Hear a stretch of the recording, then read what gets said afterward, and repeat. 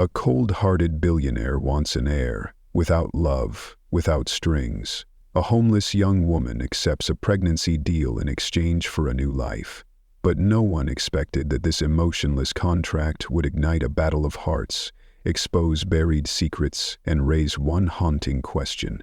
Can love be born from a price? The night sky was scattered with faint stars, but the city below blazed with blinding brilliance. Tall glass buildings cast a cold white light, reflected in the hollow eyes of James Carter. He stood silently by a floor-to-ceiling window, gazing down at the stream of traffic flowing like the chaotic thoughts swirling in his mind. At 38, James had everything others coveted: fame, wealth, buildings bearing his name, a garage packed with supercars, and a long list of people who wanted him for one reason or another. Yet amid all that extravagance, he possessed only one thing in truth: loneliness. 2 failed marriages had left James with mistrust, cynicism, and scars he'd never admitted to anyone. He no longer believed in love, connection, or anything that couldn't be signed and sealed. But there was one thing like a crack in a stone wall growing wider in his heart. He had no one to pass down the legacy he'd built. No wife, no children, no heir. An empire that might, in the end, fade with time simply because no one bore the Carter name to carry it forward. James slid into his sleek black car, its surface gleaming like dark water. His driver was absent today, so he took the wheel himself, a rare occurrence. The streets blurred past the windows like a fast-forward film reel. He had no destination, only a desire to escape his own thoughts. Until a red light forced him to stop at a bustling intersection near the city center. And then he saw her. Huddled on a tattered piece of cardboard by the sidewalk, a young woman sat with her head bent, engrossed in her drawing. She wasn't begging for money, holding a sign for pity, or even glancing up at passers-by. She seemed to exist in an entirely different world, one where the sky was reduced to pencil strokes on a rough, torn sheet of paper. James narrowed his eyes. A sudden spark of curiosity pierced through, shattering the invisible barrier between him and the world. He flicked on his turn signal, pulled over to the curb, and sat there, watching her through the slowly lowering window. "Hey, you there!" The girl looked up, her pale gray eyes sharp as a blade, not out of hostility, but from being too accustomed to being stared at like an oddity. "What?" she asked, her voice hoarse from the cold, or from life. "Come here," James said, his tone low and steady, as if he were still in a boardroom. "I want to talk." She hesitated, her hand still clutching the pencil like a shield. "Why?" "Because I have an offer," James replied, his gaze unwavering. "An opportunity?" She gave a faint laugh, a metallic-edged smile. "People like you don't give me a second glance. And now you want to help? I'm not stupid. I'm not here to hurt you. But if you want to get out of this cold, and hear me out, get in the car. If not, I'll leave." James didn't plead. He never pleaded. But strangely, this time, he hoped she'd agree. The girl studied him for a long moment, then glanced at the expensive car and the calm yet resolute face of this stranger. Then, very slowly, she stood, quietly gathering her scraps of paper, slipping them into her bag and walking toward the car door. "I'm Anna," she said as the door closed behind her, shutting out the noisy world outside. "Anna Collins." "James Carter," he replied. Neither spoke for the first few minutes. There was only the hum of the engine and the glow of street lights washing over their faces. Then James broke the silence. "I want to hire you to bear my child." The car continued gliding smoothly like the wind, but inside Anna a storm was brewing. The air inside the car grew thick after James's words. Anna sat motionless, her eyes wide, her thin hands clasped tightly together as if clinging to a reality that had just been warped. "You want me to do what?" she asked, her voice nearly choking. James kept his gaze fixed ahead, his tone steady as if discussing an investment deal. "I want a child, an heir. I don't want commitment or marriage, just someone to carry it for me, and afterward, You'll have enough money to start over wherever you choose." Anna let out a laugh, a short, bitter one. "So what am I, a priced incubator?" James didn't answer immediately. He turned to look at her, his eyes not cold, not arrogant, but frank in a way that left her unsettled. "Not everyone can handle what I'm about to say," he said. "But you? Maybe you understand better than anyone. Life isn't fair. Sometimes the only way to keep going is to accept the absurd." Anna didn't reply. She stared out the window, where the city rushed by in a blur of lights. Part of her wanted to scream at him, call him heartless, but another part, the part she hated listening to, whispered, "He's offering you a way out, not love, not dreams, just a door, closed off, but leading somewhere else." "Give me 24 hours, she said softly. "I'll think about it." That night, Anna wandered through old streets, stopping at the familiar park where she used to sketch to forget her hunger. She couldn't sleep, not because of the cold, but because her mind buzzed with 100 tangled questions. Is this a trap? Can I trust him? Am I selling myself short? But alongside all those doubts was a stark truth. She had nothing left. No home, no family, no future. Just tattered drawings no one cared about. The next morning, Anna arrived at the cafe where they'd agreed to meet. James was already there, sitting with a calm that suggested he'd known she'd return. "I agree," she said, her voice quiet but firm. James nodded. "Good. I've prepared everything. The contract will be signed tonight. You'll move into my place today." Anna froze. "Today?" "I don't like delays," James replied, "and I won't let you sleep on a bench for another night." The luxury car left the city behind, cruising through tree-lined avenues. When the gates of the villa swung open automatically, Anna felt her chest tighten. The house before her didn't look like a house. It was a dream she'd never dared to imagine. Gray-blue tiled roof, wide glass windows overlooking a rose garden, and white stone pathways so pristine they seemed to lead to another world. Inside, everything was eerily quiet. No voices, just the sound of the housekeeper's pails clicking as she led the way, and the steady tick of an antique clock. "This is your room," the housekeeper said, opening a door. A spacious bedroom greeted her. Crisp white sheets, a window facing the garden, and a small bookshelf tucked in the corner. Anna stepped inside, running her hand along the edge of the bed, the blankets soft as clouds, a far cry from the coat she'd clutched every night. She whispered, "This isn't real. None of this can be real." As she sat dazed on the bed, James appeared at the doorway. "Tonight, my legal assistant, Mr. Williams, will bring the contract. Read it carefully. If you have questions, ask. I want you to understand everything." Anna looked at him, saying nothing, but inside, layers of emotion unraveled. Doubt, gratitude, and a vague fear. He'd saved her, but she wasn't sure he knew what he'd saved. An empty shell or a soul slowly crumbling. When James left, the door closed softly behind him, and Anna sat in silence. A small slip of paper fell from the desk drawer into her hand. A blank sheet with a single, neatly written line in warm handwriting. "I know you used to love drawing. I hope this place gives you room to breathe." Anna clutched the note, her heart skipping a beat. Who was this man? Someone ruthless enough to offer a contract, yet thoughtful enough to leave her a note like that?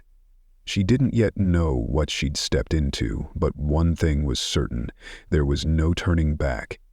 The first days in the Carter villa passed like a long, cold dream. Anna lived amidst marble corridors and sparkling crystal chandeliers, yet her heart still carried the dampness of nights spent on park benches, surrounded by the sound of car horns and a chill that seeped into her bones. James kept his promise. She was well cared for, with a private doctor, proper nutrition, and her own space. But that comfort came with distance. They ate dinner together every day, but their conversations rarely stretched beyond a few lines. "Do you need anything?" "I'm fine, thank you." Then silence. James was always polite, but his gaze seemed encased in a layer of clear glass. You could see him, but you couldn't touch him. Anna wasn't sure what unsettled her more, his detached kindness or the fact that she was starting to look forward to it each day. One afternoon, as a light rain fell outside the garden, Anna was quietly wandering the second-floor hallway when she noticed a door slightly ajar. Curiosity pulled her in. The room was unlike the rest of the house, not the cold opulence she'd grown accustomed to, but a vibrant living world. Easels, watercolors, charcoal pencils, sketchbooks, unfinished paintings hung across the walls, brushstrokes incomplete yet brimming with emotion. On the table lay a small note, written in that familiar slanted handwriting. "You once mentioned drawing. I thought you might want it back. J." Anna wasn't sure what made her chest tighten. Perhaps it was that, after all this time, someone had remembered something she'd said, a small thing, something no one had ever cared about. She pulled up a chair, set down a sketchbook, and let her hands find their way back to memory. The first strokes trembled, as if she were drawing with the scars in her heart, but the more she sketched, the lighter she felt, as though the dark patches of her life were being transformed into light beneath her pencil. That evening, James entered the dining room and saw something unexpected. Anna was smiling, a real smile, soft as a breeze. "You seem different," he said, unable to hide his surprise. "I found something I thought I'd lost," Anna replied. "I started drawing again," James nodded. "I'm glad you like the room." "When I was little," she said, her eyes drifting to the past, "I believed I'd become an artist. But life, it has a way of bending dreams until they're completely distorted." James was quiet for a moment before speaking, his voice lowering. "I used to believe my father would love me if I was good enough, if I did everything right, the right way, at the right time. But it turns out, for some people, love is something that can't be earned." His words made Anna pause. In that moment she realized, the man before her wasn't the cold machine she'd thought. He had wounds too. He'd craved love once, and he'd been denied it. "Maybe we're more alike than we think," she whispered. They looked at each other, and for a fleeting second there was no villa, no contract, no deal, just two people sitting across from one another, laid bare by their own loneliness. In the days that followed, James began visiting the studio more often. At first he lingered by the door, watching her draw with his arms crossed. But one afternoon, when Anna held out a charcoal pencil and said, "Draw something, I don't bite," James took it, hesitating like a boy stepping into his first art class. His lines were clumsy, awkward, but Anna didn't laugh. She guided him gently, without judgment, and then they created a painting together. A small thing, but Anna knew it was the first time he'd let someone into his world without keeping a firm grip on the reins. One evening, as she stood by the window, gazing at the city glowing beneath the hill, Anna whispered to herself, "I'm starting to trust him, just a little. But it's real." What she didn't dare say aloud was that she was afraid of the feeling growing in her heart, something that wasn't written into any clause of their contract. Anna had grown accustomed to mornings no longer pierced by cold, to meals rich with nutrients, and to the sunlit room where she painted the dreams she'd once abandoned. She and James still maintained a distance, but it was a distance with slivers of light seeping through. He was no longer just the man with the contract. He was slowly becoming something more, a listener, a presence, and Anna, though she constantly reminded herself not to forget why she was here, couldn't deny the rare sense of safety he brought her. Then, one morning, before the sun had fully risen, Anna woke with a strange sensation. Not pain, not quite exhaustion, but a vague intuition. Something was shifting inside her. She went to the clinic as usual, with James accompanying her, though he never explained why he insisted on driving her himself instead of leaving it to a chauffeur. In the ultrasound room, a soft glow emanated from the screen.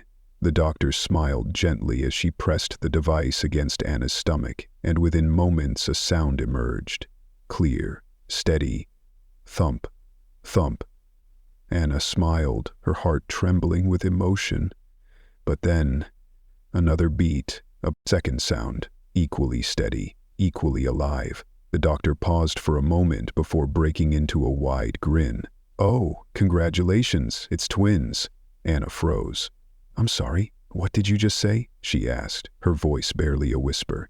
"You're carrying twins. Both babies are healthy." The ride back was silent. Anna sat still, her hands cradling her stomach. James drove, his eyes occasionally flicking to her through the rearview mirror. The air in the car seemed to thicken. "Aren't you happy?" he finally asked. Anna turned to him. "Do you realize this changes everything?" James gave a slight nod. "I'm trying to wrap my head around it too. At first, I convinced myself I was just carrying one child. One, like holding someone's luggage. Hard, but something I could set down when the time came." She paused, swallowing hard. "But two? Suddenly, it doesn't feel like I'm just holding them anymore. They're a part of me." James didn't respond immediately. He stayed quiet until the car pulled up in front of the villa. "Do you think I'm not scared?" he asked as they sat in the stillness of the parked car. "I planned everything, but this is beyond any calculation, and for the first time in my life, I don't want to control it." Anna looked at him and saw something fragile in those eyes she'd once thought cold. Like the boy who'd been abandoned by his father, now learning for the first time how to become one himself.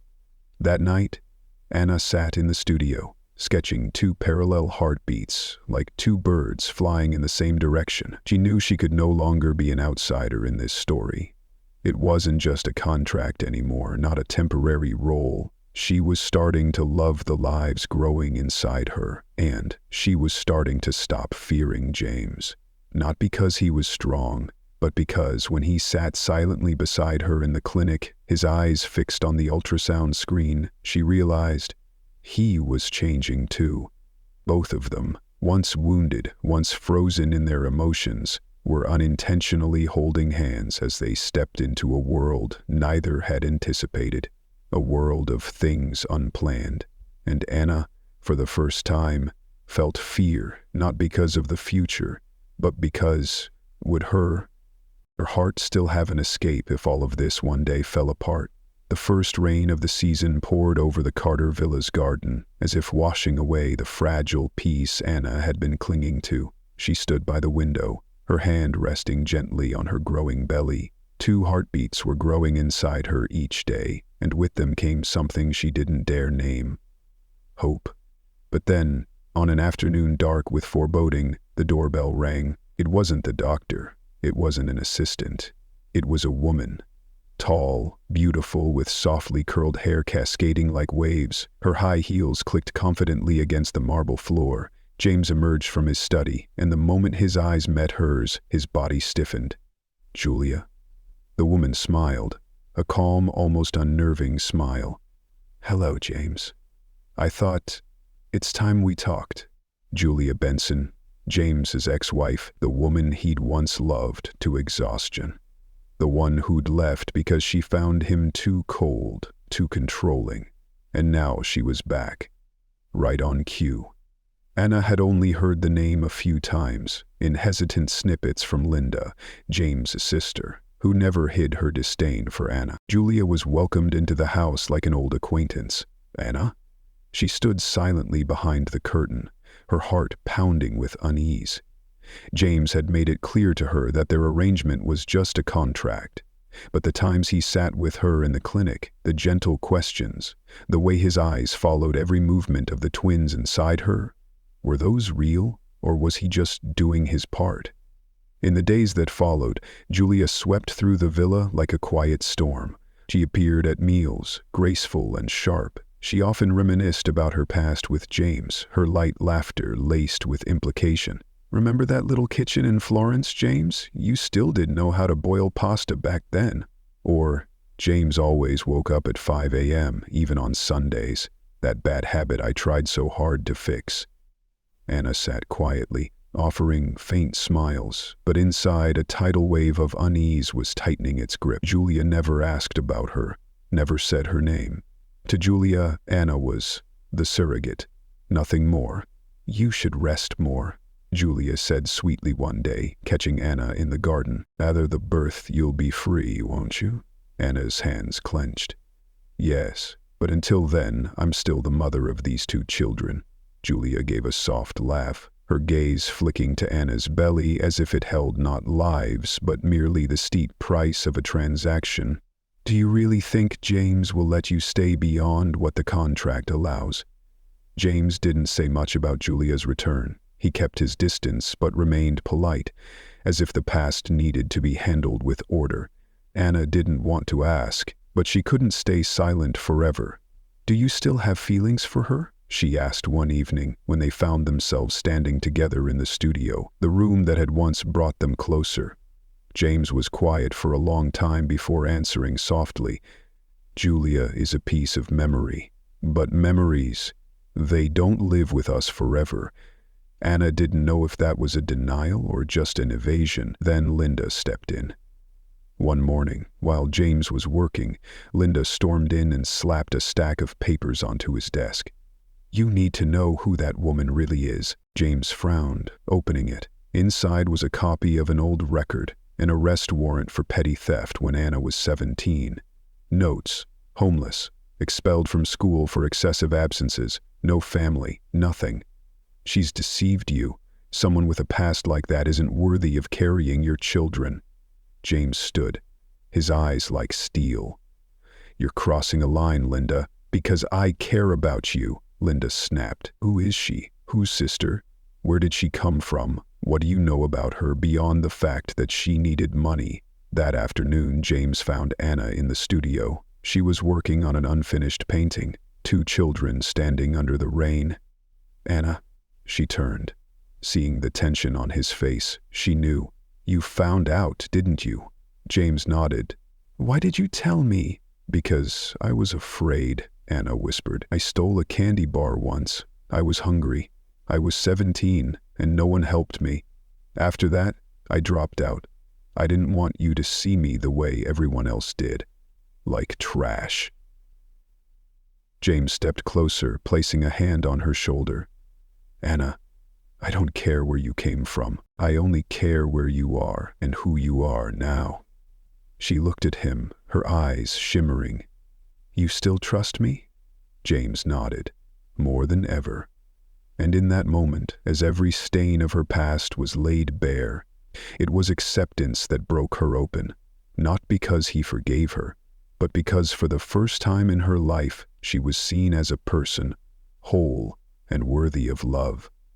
The afternoon breeze swept through the garden behind the villa, carrying the scent of lavender and the damp earth after rain. Anna sat on the long bench beside the vine-covered trellis, her hand resting lightly on her now rounded belly.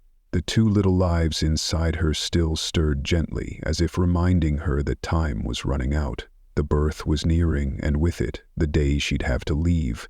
That thought tightened her chest. Though James had been by her side these past months, caring for her, shielding her from Linda, confronting Julia, he'd never said anything beyond the contract, no promises, no clear emotions. And Anna, out of pride, had never dared to ask. She'd accepted that her heart might shatter, as long as the twins were born healthy. That evening, as she sat in the studio, now her only safe haven, James walked in. He didn't knock like usual, no warning. Anna turned and saw him holding something, a cream-colored envelope. James stepped forward silently and sat across from her. The breeze from the open window made the curtains flutter. Do you have something to say? Anna asked, trying to keep her voice steady. James nodded. I brought the thing that once bound us. He opened the envelope and pulled out the surrogacy contract, the document that had defined everything they could and couldn't be to each other. I remember the first day I saw you, James said slowly. You were sitting there, on a filthy sidewalk, drawing as if the whole world had disappeared. And I thought, that girl doesn't need saving, but maybe she deserves to be seen. Anna went still. Her heart raced, but she didn't speak. She couldn't. At first, James continued, I thought this was just a deal. A child with my blood. No ties, no emotions, no surprises. But then, he looked up, his dark eyes like a night sky. But this time not cold, just raw, unfiltered truth. You did the one thing I never expected. You made me want to undo it all." And then James held up the contract. With a decisive motion, he tore it in half. The sound of ripping paper rang out like an ending or a beginning. Anna covered her mouth, her eyes wide. What are you doing?" "I don't want a deal," James whispered. "I want you. I want a family. I want to wake up next to you every morning and know that everything we've been through, pain, mistakes, scars, led us here." He pulled out a small box and opened it. Inside was a simple ring, not ornate, not dazzling, but breathtaking in the meaning it carried. "Anna Collins," James said, his voice trembling slightly. Something Anna had never heard before. "You may have entered my life as part of a deal, but you stayed as the most precious thing I've ever had." He knelt down for the first time in his life. James Carter placed himself lower than anyone. "Please, stay. Not for the kids, not for the contract, but for me, for us." Anna couldn't hear clearly anymore. Her heart pounded so hard that every other sound faded away.